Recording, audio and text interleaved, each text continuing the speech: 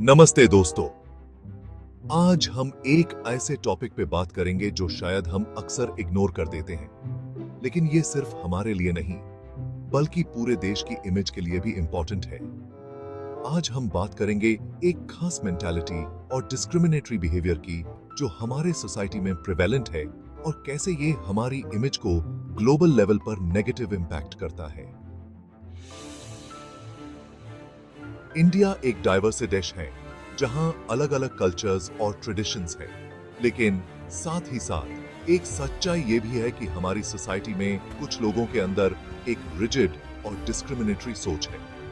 आज भी cast, religion और स्किन कलर के बेसिस पर लोगों को जज और डिस्क्रिमिनेट किया जाता है। ये प्रॉब्लम सिर्फ यही नहीं रुकी, ये ऐसे स्टीरियोटाइप्स और बायसेस क्रिएट करती है जो हमारी ग्लोबल इमेज को खराब करते हैं।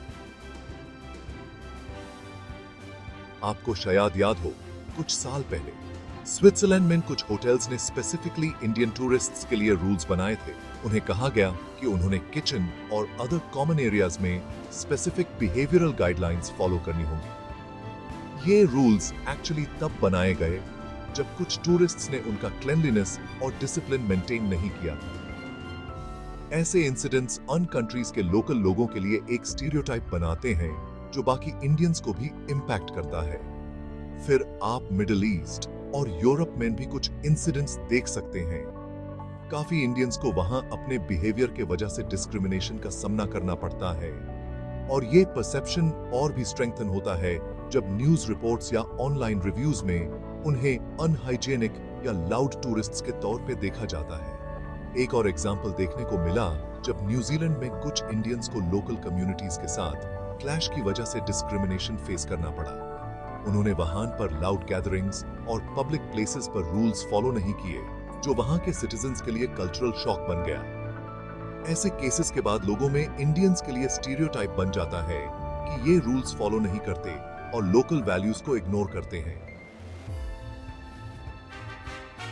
अब अपनी सोसाइटी में भी देखते हैं तो डिस्क्रिमिनेशन काफी फॉर्म्स में मिलता है, जैसे कास्ट बेस्ड डिस्क्रिमिनेशन जो आज भी बहुत प्रिवेलेंट है। काफी जगह देखा गया है कि लोअर कास्ट कम्युनिटीज के लोगों को पब्लिक स्पेसेस में रिस्ट्रिक्ट किया जाता है या उनके साथ अलग तरीके से ट्रीट किया जाता है। ये ही सोच वहां के फॉरेनर्स को भी हमारे कल्चर में दिखती है और उनके माइंड में एक नेगेटिव इमेज बनती है। एक और कॉमन डिस्क्रिमिनेशन है स्किन कलर के बेसिस पर। हम सब फेयरनेस क्रीम एड से फेमिलियर हैं। ये मेंटालिटी फॉरेनर्स के सामने एक ऐसे इमेज क्रिएट करती है कि इंडियंस उन्हें अपने से सुपीरियर या इंफीरियर तरीके से जज करते हैं, जो वहां के इक्वल सोसाइटी के कॉन्सेप्ट के अगेंस्ट है। इन इंसिडेंट्स और बिहेवियर्स की वजह से हमारे देश की इमेज ग्लोबल लेवल पर इंपैक्ट होती है।